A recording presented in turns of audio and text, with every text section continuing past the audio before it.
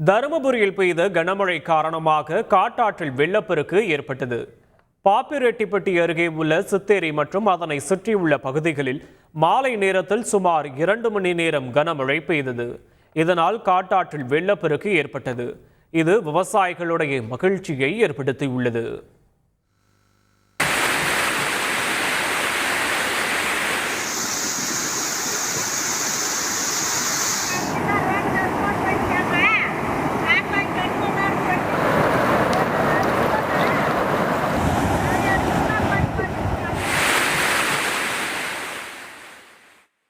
கள்ளக்குறிச்சி மாவட்டம் கல்வராயன் மலையில் உள்ள பெரியார் நீர்வீழ்ச்சியில் திடீர் வெள்ளப்பெருக்கு ஏற்பட்டதால் சுற்றுலா பயணிகளுக்கு தடை விதிக்கப்பட்டு கல்வராயன் மலையில் உள்ள கரியாளூர், வெள்ளிமலை, மாவடிப்பட்டு, குண்டியானத்தம் உள்ளிட்ட பகுதிகளில் கனமழை பெய்தது. இதன் காரணமாக பெரியார் நீர்வீழ்ச்சியில் திடீர் வெள்ளப்பெருக்கு ஏற்பட்டது. இதனையடுத்து அருவியில் சுற்றுலா பயணிகள் குளிக்க வனத்துறையினர் தடை விதித்தனர்.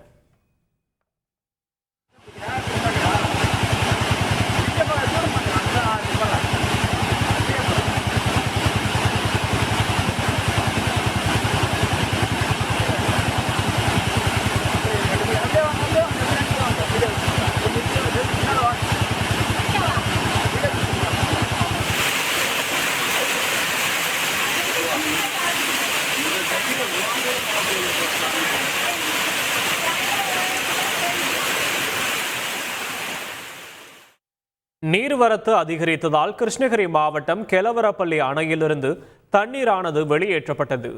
தென்பெண்ணை ஆற்றில் இந்த தண்ணீரானது கலக்கும்போது குவியலாக ரசாயன நுரைகளும் கலந்தன. அணைக்கு தண்ணீர் வரும் பகுதிகளில் தொழிற்சாலை கழிவுகள் கலக்கப்படுவதே இதற்கு காரணம் என கூறப்படுகிறது.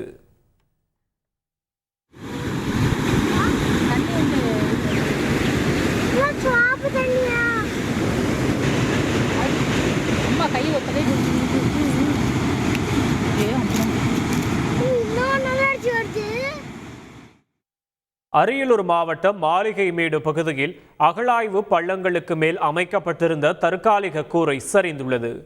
கங்கை கொண்ட சோழபுரத்தில் உள்ள மாளிகைமேடு பகுதியில் 2ஆம் கட்ட அகழாய்வு பணிகள் நடைபெற்றது.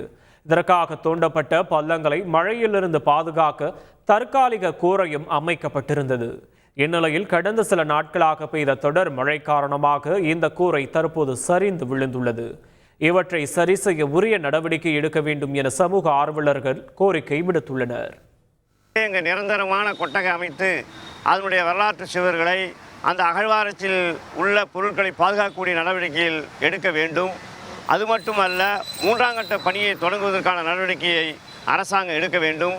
அதே போல ராஜேந்திர சோழனால் அமைக்கப்பட்ட அந்த அரண்மனைக்கு அருகே அந்த தொல்பொருள் ஆராய்ச்சி நிறுவனம் அங்கே அமைக்கப்பட வேண்டும்.